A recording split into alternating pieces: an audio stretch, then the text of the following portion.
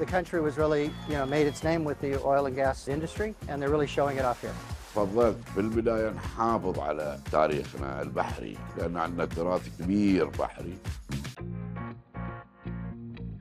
Hello and welcome to Qatar 365 with me, Laila Humaira. On this episode, we dive into how water is a central part of Qatari life, whether it's luxury living by the sea or the country's rich maritime heritage that's been steering its strong and steady growth. But first, Adel Halim makes a splash at the newest and largest water park in Qatar with a slick twist. Plenty of high-speed twists, turns, and of course, splashes are on offer at Mariel Water Park. But this isn't just any old water wonderland. The park pays homage to Qatar's history of oil and gas discovery while illustrating its love for the sea. Mariel was conceived by the government as an opportunity to really show off the oil and gas industry. And what they've done here is developed a park that really is influenced by that theme. I've been involved with a lot of parks, a lot of water parks, a lot of theme parks. This is one of the most intensely themed parks that I've ever seen or been involved with. It's an amazing park. And here, size really does matter. Located on the northern side of Qatifan Island, Mariel is spread across a massive 160,000 square meters. Walking around the grounds, there's a clear, rusty feel, and the park's general manager says that is completely intentional. If you're on an oil site, they pour concrete. They never let it set. So you see tire tracks and footprints. Walk around the park, you see that everywhere.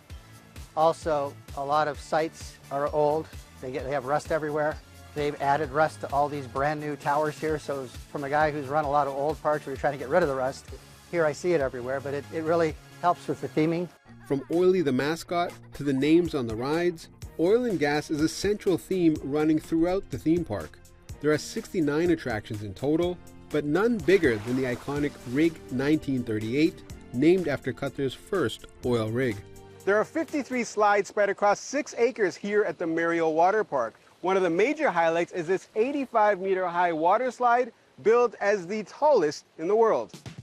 We call it Rig 1938. That is the year where oil, petrol, has been discovered in Qatar. So it is like a learning history for people who don't know Qatar. Come for some fun in the water, leave with a history lesson. Every square meter has been cleverly designed to embody the foundation of Qatar's economic growth. While exiting the water park, you exit through here. So we have everything with our logo, Mariel Water Park. Mariel's guest experience manager says one of the park's many unique features is the payment method. We have what is called a cashless system. So basically it is a wristband that we provide to the guests. Inside they loaded with money, and inside they can use it since the whole water park is cashless. We've got smaller kids, bigger kids, the big adult slides the kids can go on, obviously a giant wave pool, and the most expensive water slide in the world is that turning, that's Slideville. Really? That one? That costs about $10 million now if you want to buy one, US. So it's quite the attraction. He's referring to Rapid Refinery, the Middle East's first ever hybrid ride, described as part water slide, part Ferris wheel raft adventure, where slides rotate instead of remaining fixed. Bill Lentz believes once the park cements itself as a family-friendly entertainment destination, it will not only be an anchor to draw people to Qatifan Island, but also make a big splash for the country's tourism industry. This park is a destination all by itself. It's going to be a reason a lot of families that will travel through Doha as they travel to other places in the world. It's going to give those families a reason to stop, spend a day or two here, and experience this park. And that's going to help, I believe, the whole country, from a tourism standpoint. It's really going to make a big difference. Whale sharks, dugongs, mangroves, and corals, just some of the flourishing flora and fauna being preserved by marine conservation in Qatar. Spearheading that mission is Jassim Lari, who leads the Department of Marine Wildlife at the Ministry of Environment and Climate Change. And I caught up with him here at the National Museum of Qatar to find out how his passion for nature turned into a lifelong professional pursuit. Jasim, firstly, can you explain what biodiversity means within the context of Qatar's ecological landscape? In terms of Qatar, of course, biodiversity means simply, in like simple words, all forms of life, micro and macro, flora and fauna.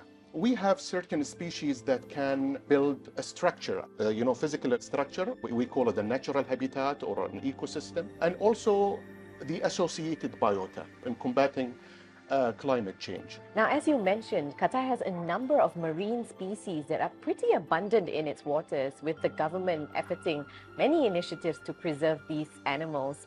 Can you tell us why these animals are so special to Qatar? Qatar, located in a subtropical region, so we have a high species richness, but in terms of abundance, maybe it's not quite so. Although there are some exceptions, like the whale shark, whale shark in Qatar. Whale sharks, they aggregate in the northeast, and their number can reach up to 600, which is the largest aggregation in the world.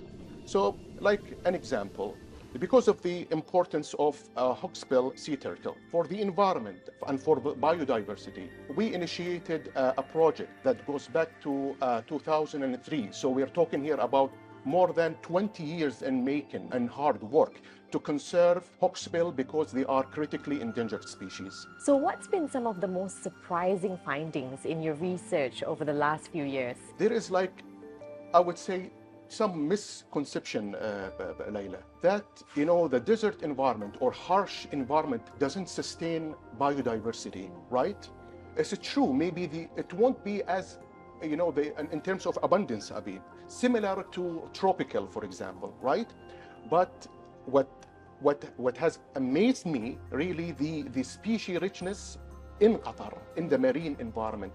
We have different families of corals, different species of seagrasses, right? More than 20 species of seabirds, more than 60 species of cartilaginous, fishes, 33 species of sharks. Look at this number, so I've been really amazed of the species richness we have within, the state of Qatar. With more than 560 kilometers of shoreline and serene turquoise waters, Qatar has long been called the Pearl of the Arabian Peninsula. It was from those shores that these magnificent dhow boats sailed for centuries. And while ship designs have rapidly modernized, the country is preserving the art of dhow making to keep the tradition alive. I got to learn more about these special boats that have steered and shaped Qatar's cultural and economic identity over the years. فضلت بالبداية نحافظ على تاريخنا البحري لأن عندنا تراث كبير بحري. Ahmed Jasim Al-Sayekh has always been fascinated with dhow boats. It began when he was 14 years old, living close to the shore and surrounded by shipbuilders and seafarers. He's been designing dhows for nearly 3 decades now, but the significance of the ships goes back centuries. السفن القديمة الخليجية كانت مهمة كثير للشعب القطري لأنها هي كانت رزقهم كانوا يعملون عليه يصيدوا السمك يغوصوا على اللؤلؤ يسافروا فيها من منطقة إلى منطقة. Today, dozens of these boats are still sailing, sprinkled across Qatar's waters, embracing a new life. Instead of pole diving, tourism has now become its main purpose. While the boats may all look similar to some, there are at least 5 types of dhow boats with slightly different features. Ahmed's workshop also makes miniature models of the boats for gifting and educating. The engineers that construct these dhow boats use centuries-old techniques passed down from generation to generation. Some modern methods of shipbuilding are still applied to improve productivity, but the completion of a dhow boat can take years. And while the work is laborious, all the effort goes into ensuring that the art of dhow making continues even as modernity thrives. اليوم العمال استخدم الدريل الكهربائي المجدح الكهربائي عشان نعمل ثقوب والآليات الكبيرة تساعدنا يعني في نقل الأوزان الثقيلة من الخشب. One particular traditional method that Ahmed still uses is the way he chooses the wood that forms the base of the boat. حسب انحناء الشجرة نبحث عنه عشان عروق الشجر يكون ماشي مع الانحناء، ولذلك هو قوة الشجرة في اتجاه العروق. A strong base is important to build a sturdy ship, just like the foundations of dhow making, which Ahmed is hoping to nurture in the next generation. في أهداف كثيرة، في عندنا هدف إن احنا نفتح يعني مدرسة مصغرة لتعليم الجيل اللي يبي يتعلم، وبعدين هذا الهدف يعني صناعة السفن يعطي أرضية صلبة للي يبي ينطلق إلى السفن الحديثة. And as far as Ahmed is concerned, he hopes to continue preserving his cultural heritage in all shapes and sizes for as long as he can. أحس بفخر لما أشوف الأشياء اللي صممناها وأشرفنا عليها ونزلناها في البحر والشكل القديم، حتى يعني فخر إني حاولت أحافظ عليها بطريقة ما بالقدر يعني اللي استطعت. Well, it's clear that Qatar, with its rich maritime history, will continue its connections to the world's major shipping routes, but also attract more tourists to its shores with exhilarating water activities. We hope you've had a splashing time, but we've come to the end of the episode. For more, check out Euronews.com and connect with us through our hashtag. Thanks for watching, and we'll see you next time on Qatar 365.